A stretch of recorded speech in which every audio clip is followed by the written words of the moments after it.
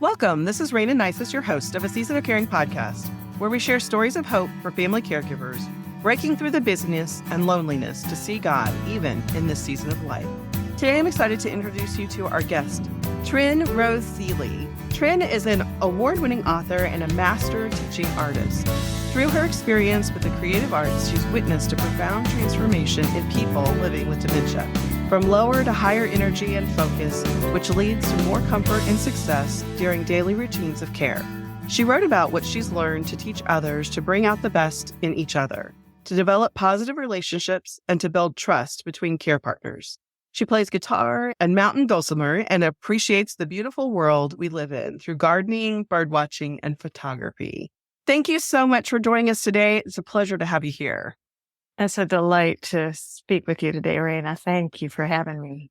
We talk to family caregivers all the time. I know you have your own story in that, but we're going to focus in on all the experience that you have through your gift in art in those that you help to care for professionally. So share a little bit about your professional story. Thank you. Well, I worked with all ages. So I started with young kids. I got an elementary ed degree from Michigan State, and I taught preschool age, and I taught kinder music to families and their children, and loved just tuning into each kid and their families and figuring out what's going to help them feel comfortable in this setting. Some kids were really, engaged with the bells and the sticks, and some were more shy. And the trainer that I learned from always said, just say to each person, thank you, thank you, thank you, so that kids feel comfortable participating more another time. It's always been my interest and goal to make people feel included in the circle and connected and like they belong and like they're in the right place at the right time, the right people.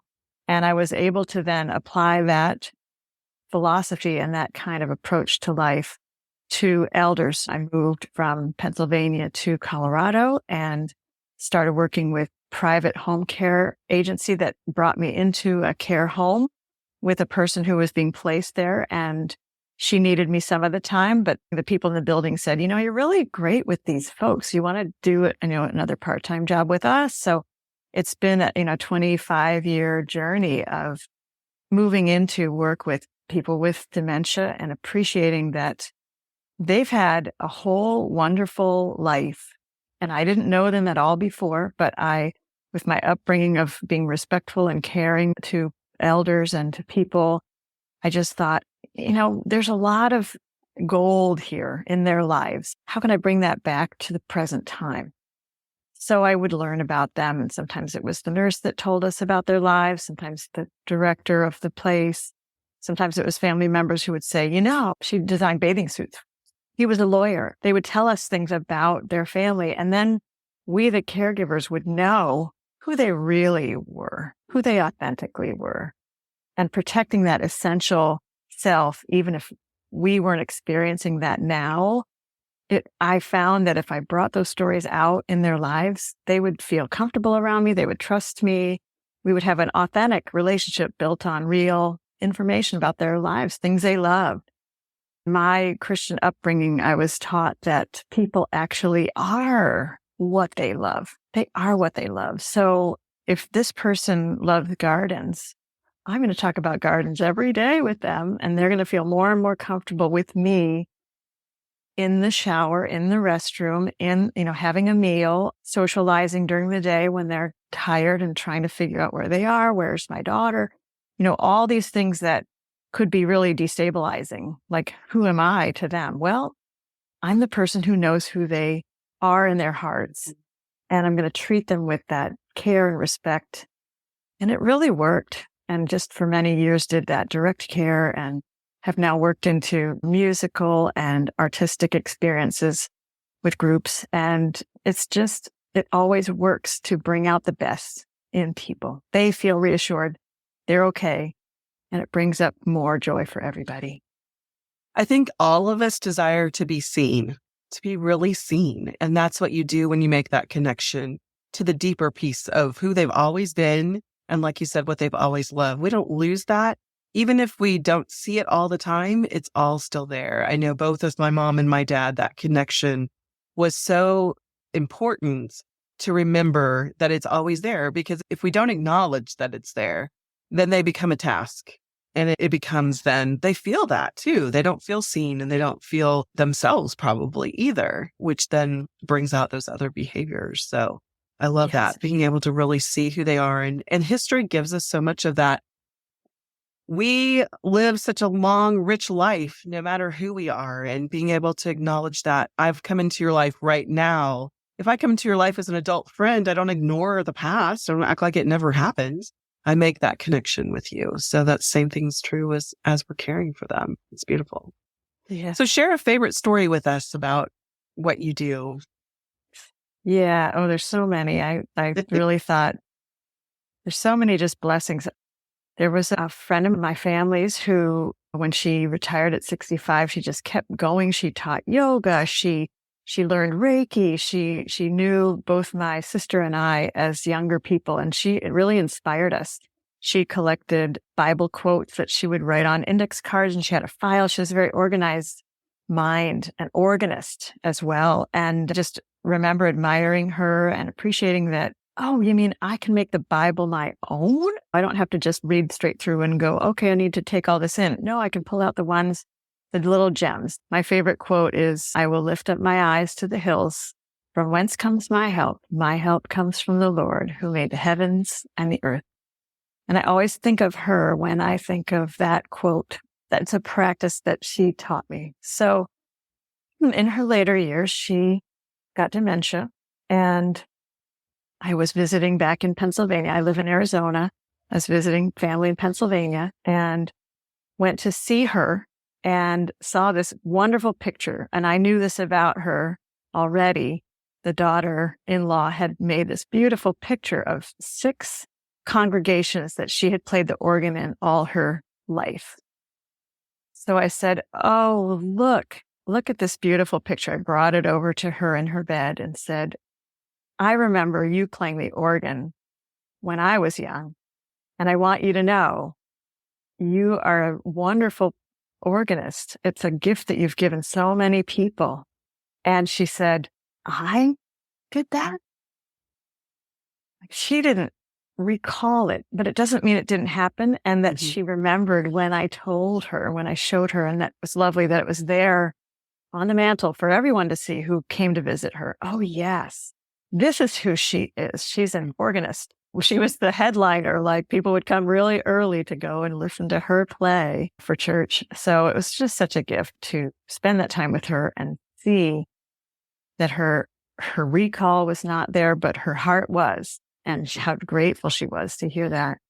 And another time, my sister and I were visiting a couple of years later, and it was a late evening. We were staying at a friend's house next door to where she was. And the friends were sitting outside saying, oh, she's having a bad evening. So we went over there together and just sang with her, sang all the old hymns, the kingdom of God and his righteousness. And she started to sing along. And all these things will be added unto you. Hallelujah, hallelujah. Yeah. We told her how much we loved her and how much she had done for us as young people, and loved her. And she just, this glow in her eyes, just the glow came back, and she was reassured and felt calm and drank a little bit more and went to sleep with calmness. We gave her a little blessing, and knowing these routines, knowing these rituals and these spiritual practices, whatever they are in our lives, in your family's life, and the people that you're caring for, if you know anything about these rituals and special things, if it's counting the rosary, or if it's doing daily prayers, or it's whatever it is, do those things and people will respond. They'll surprise you. They'll come back to the surface. I've seen so many people go from just unable to connect to animated and engaged just by sparking that beauty in the spirit, sparking that person's joy. Yeah, just joy because we lose that initiation. They lose the ability to initiate that.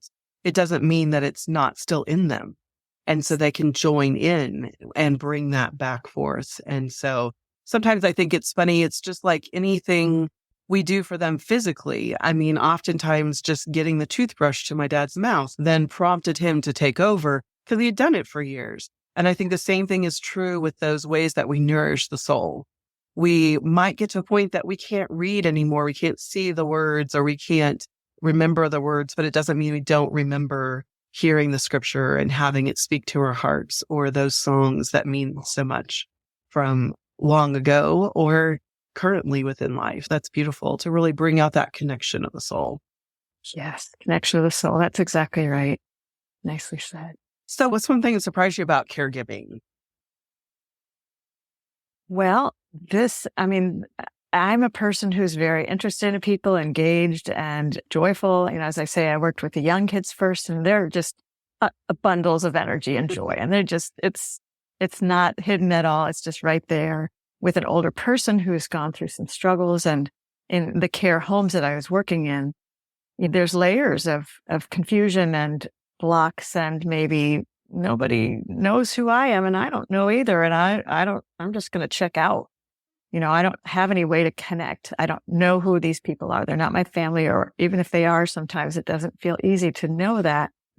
So I remember as I started to do this caregiving work in the care home that I was working in, I worked with the one individual a few days, and then the rest of the days did more activities with 25 people in a circle, and we do exercise. And the other caregivers in the building would say, well, they can't really read. They can't really talk. They can't really connect and I have total compassion for the people who are doing the deep care, which I did later in my experience. But at that time, I was just activity work, keeping people engaged for, an hour and a half and here and there.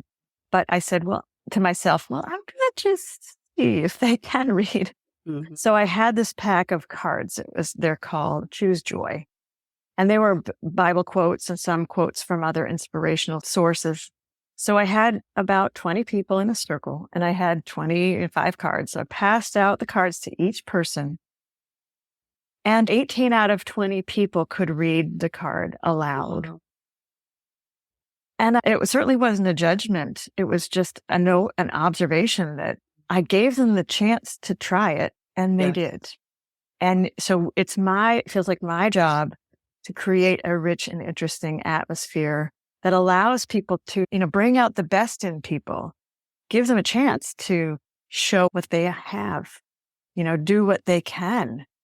And it was lovely. So that was my experience at that place. I just kept checking and pushing the envelope a little bit and putting out art that people could do on their own, and watched them create and watched them feel excited. So then much later, as I moved again to Arizona, and I'm doing this work here, I created sessions called Mindful Art that have a music component, a storytelling component, and an art creating component. And my favorite day of all was when I was with several students from a local university here called Grand Canyon University, Christian College. There was a cadre of students who was learning how to do sort of direct care, but we got them involved with the music and the art. And so they were all around the people sitting at the art table. And I just heard this murmur of thank yous. Thank you. I need the yellow one. Oh, thank you. Oh, you're giving the card to me? Thank you. And it was, 20-year-olds and 80-year-olds talking to each other on the same level. We had sung songs together. I have story prompts that allow people to say, hey, were you a surfer? Yes, I surfed in California. And then the 20-year-old and the 80-year-old said, I surfed at the same beach, when I was a kid. And they had an immediate, real connection. And then just being able to create a setting where people are saying, thank you. It just brings that love and energy right to the heart. And then those young kids could say, hey, I've been thinking about my blood pressure lately, and I'm going to take my own. Now, can I take yours? Are you curious about your blood? Yeah, I'm curious about my blood pressure.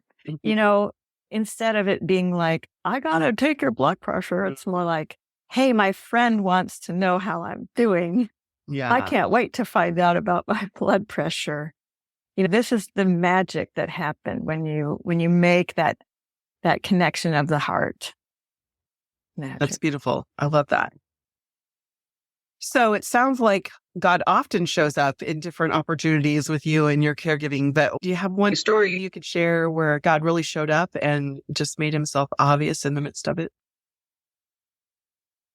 So, so many. Well, I had a family friend growing up, and they also moved out to Arizona, and then she had dementia now. She's moved to Atlanta to other family, but I cared for her in her home for several years. And, when you have such a strong faith in you, then that's what you go back to. That's what you reconnect to that basis and that joy. And so she would sometimes not even remember her son's name, who was right there. But then she would talk about church and how much she loved to sing. And then names would start to come back to her if she was thinking about the songs or the people that she cared about. It's always important to have a basis that is solid. My caregiver book that I wrote is called 15 Minutes of Fame. One photo does wonders to bring you both back to solid ground. And grounding, being grounded by something, as I said earlier about if you have a ritual that's important to you, that's a spiritual practice, if it's to wake up every morning and read your daily devotionals, or if there's certain songs that you can sing, if you're at home with your family member, to sing with them and bring back that solid, I know that song and I feel better because I recognize what's happening, something special that's happening. With this adult day program that I was doing, the mindful art, had a break with COVID, but was doing full-time programming there.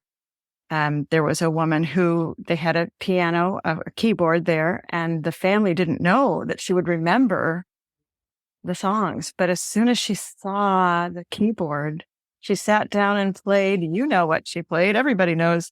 Amen. Great. She played the whole thing, and the family was like, wow, yeah. She's still there. Like, yeah, she's still there. And it's our job to provide those things that bring that memory back, bring out that best. The reason that I do music, stories, and art is because different people respond to different things. Yeah, some people fall asleep during the singing. Some people are singing heartily for the whole time. And some people love to tell a story. And some people are creating beautiful works of art. But every time it felt like I can't miss any one of these pieces because I'll miss somebody. Mm-hmm. And I want to bring out the best in everybody that I can while I'm there.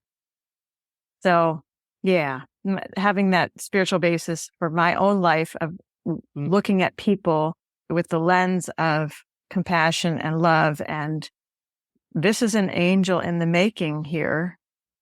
And the essential self is always protected, even if I can't see it on the surface with dementia. And there's all forms of dementia, depending on what is happening with the person, if it's from a stroke or if it's from a trauma or if it's from a heart issue. There's lots of ways to get to what dementia is.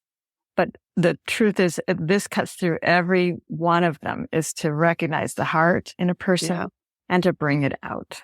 Definitely. And they are just waiting for you to do that. I think they can be tired and there can be a lot of trying to figure things out, a lot of processing that goes on, but that connection, it does bring that spark. And when they're able to show themselves, there's such joy, I think, on both sides of seeing that and them just radiating with joy. It's just beautiful. So, well, our time is wrapping up. So do you have one last nugget of wisdom you'd like to share with our listeners today? I think that in my book about 15 Minutes of Fame, I realized as I did the work that I needed to write the book so that I could share it with other people who were doing this work, either professionals or people at home. And with the COVID times, it's hard for me to even recommend care homes now, although they're getting better.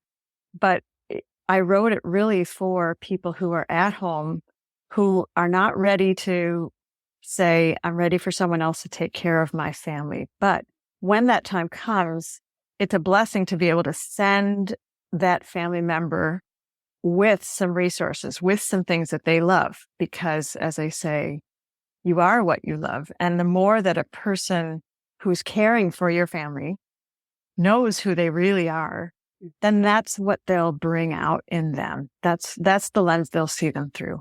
And that's really precious. I mean, I just felt like if I'm meeting people for the first time at 85 with deep dementia, I'm going to find out as much as I can about their lives so that I can bring out that love in them.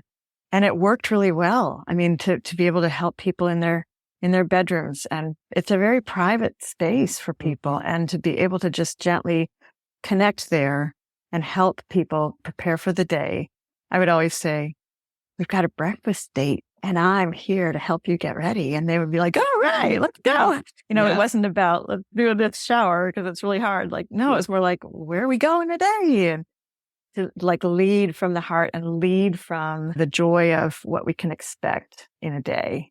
And that people need to do that until they're done. They're here until they're done. So I'm going to bring out the best in them until that's time.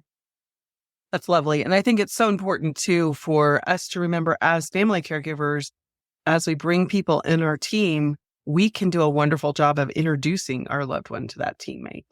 And that was something we really tried to do in our family as we brought caregivers in to be a part of caring for my dad. Walking through the house, it was talking about the picture of my mom and the fact that she had been gone for a really long time and that he was a professional baseball player. He was an accountant and he loved numbers and he loves organization and he doesn't like things on the floor and, just all the things about who he is because he can't communicate that necessarily anymore, but it is still who he is. So if you leave your shoes on the floor, it's going to drive him crazy. Just being able to give those little tips and ideas with those people that you bring in to help support you can be so important because it does give them a place to start that connection. And like you said, that heart connection is really the best way to help your loved one be able to progress through any point in aging and, as I say, walking them all the way home, no matter what stage they're at, whether dementia is a part of it or not, helping them to stay who they are as much as possible in the heart of who they are is important. I love that. Very much so. Tell us a little bit about your book and where we can find it. My first caregiver book is called 15 Minutes of Fame. One photo does wonders to bring you both back to solid ground. And that can be found on my website, caregiverheart.com. That's caregiverheart.com. And also a book that I have a chapter in that this lovely woman organ story is from is called Dementia-Friendly Worship. And that is also on Amazon. It's a large compendium, very easy to read though, and very inspirational about different kinds of worship elements that bring people closer to the heart. And it's for what does a Baptist like? What would a Jewish person like at home? What would a Sikh person want at home? What would a Buddhist like? It's just a lovely collection of inspirational stories and practical how do you bring an environment of worship and sacred space to a person at home. It's a very lovely book, and I'm really proud to have a chapter in there. Great. So listeners, be sure to locate our show notes page. We'll also put a link there. We'll connect you to Tryn on her website, or you can just visit her website at caregiverheart.com. Well, thank you so much for joining us today. It's been a pleasure to be able to talk with you about just how those connections can be formed in some really fun ways. Thank you, Rayna. It's a real pleasure. The book is a work of love and hoping that more people can have more joy and build that joy into their daily routines. Thank you for joining us today for Stories of Hope from Tryn. This episode has been brought to you by Content Magazine, an electronic quarterly magazine designed to help you find God during your caregiving season. Take a moment to take a deep breath, find Him, and then jump back into your caregiving season refreshed and ready to go. Learn more about Content Magazine at contentmagazine.online. A Season of Caring podcast has been created for sharing stories of hope for living content, loving well, and caring without regrets for family caregivers. If you have legal, financial, or medical questions, be sure to consult your local professionals and take heart in your season of caring.